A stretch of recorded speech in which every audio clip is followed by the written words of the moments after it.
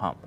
All right, Eric, it's now 6:40. Time now for our final installment of this week's Cool School Visit. Mark Dixon is showing us the Independent Day School in Middlefield, where a signature program in its second year known as Design Thinking is teaching students to solve real-world challenges.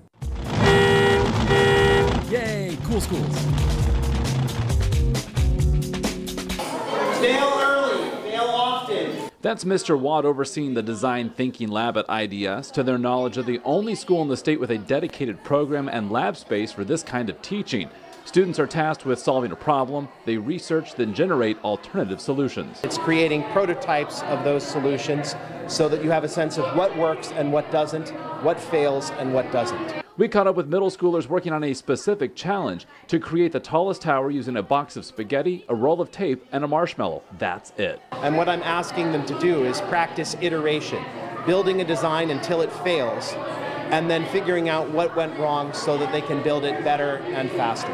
Basically, right now we're going through the stereotyping phase. We're testing every possible idea. Students are given a sequence of deadlines. 6 minutes till we test.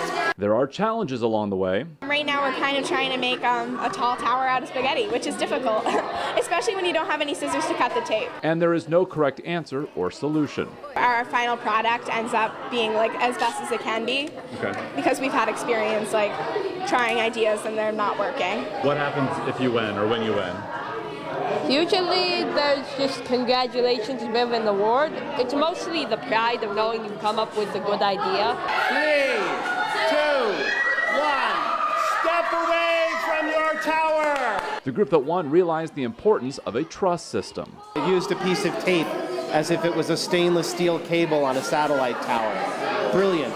And they weren't told to do that, they just did it on their own. The exercise ends with reflection and feedback. For Cool Schools, Mark Dixon, Channel 3 Eyewitness News.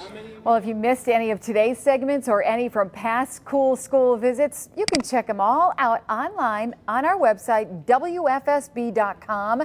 And you'll want to tune in next week for our final Cool School of the academic year.